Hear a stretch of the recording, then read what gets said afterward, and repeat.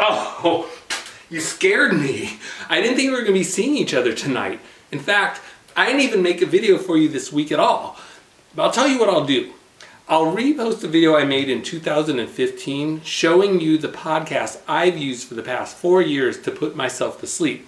And maybe it'll help you. Oh, and by the way, it's called Sleep With Me. But don't get any ideas. Who are you talking to? Don't worry about it. So you might be wondering why we're here in bed. And the reason why is I figured out that before a run, I have a real difficult time falling asleep and staying asleep. And one day, Jennifer came to me with this podcast she found. Yeah, I was just looking on my phone at different podcasts, and I thought, well, let me look to see if they have any sleep aids. And I came across this podcast called Sleep With Me. And the podcast is run by a person who calls himself Dearest Scooter, and he actually tells you a bedtime story.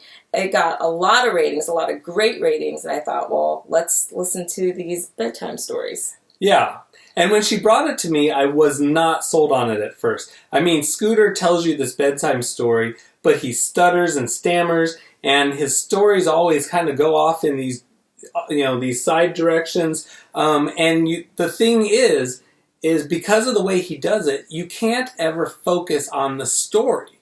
And the great part about that is you have this story going on in the background that you can't fully grasp. Right, but it takes your mind off of what you're thinking about. And if your mind's racing, if you're stressed out, thinking about work or family life, it gives you enough that you're listening to what he's saying, but it's boring enough that it bores you to sleep. It sure does. It really does bore you to sleep. So why don't we take a listen and let you decide for yourself. Can you hit the lights? All right.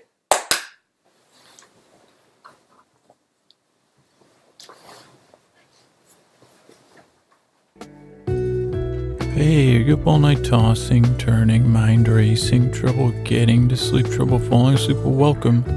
This is Sleep With Me, the podcast that's here to put you to sleep. We do it with a bedtime story. Tonight it's our serial story, Tales of Lady Witchbeard. But all you got to do is get in bed, turn out the lights, and press play.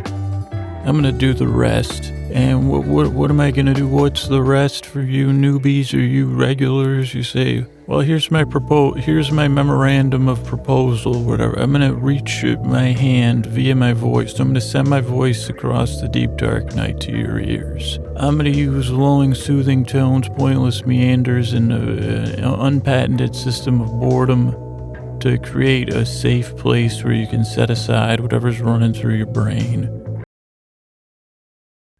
Yeah, I try to make these stories mildly entertaining, with a little bit extra exposition, a little bit extra talking, details that you'd say, well, geez, I didn't need to know the wallpaper, or whatever it is, and then you talked about the wallpaper for 6 or 7 minutes.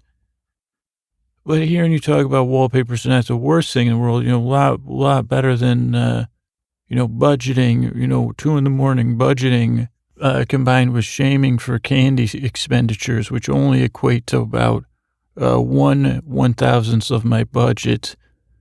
But for some, problem, that's the kind of budgeting debates that go on in your head for some people. But I'm going to try to take your mind off of that.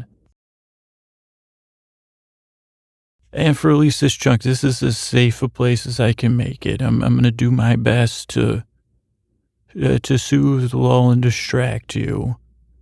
And I'll be here for the next 48 to 55 minutes, or I have no idea, about 51 minutes or so. Who knows? I don't have and I'll do my best to be silly. I'll do my best to be over. So I'll throw in some extra explanations for you, okay? And help you cross over the threshold to sleep. But if for some reason you can't sleep, I'll still be here talking. Yeah, this is pretty out of the normal sleep stuff, sleep technique stuff. Not a lot of goo, but not a lot of guru. Just the goo or the roo but I'm not a guru. I'm either goo or roo.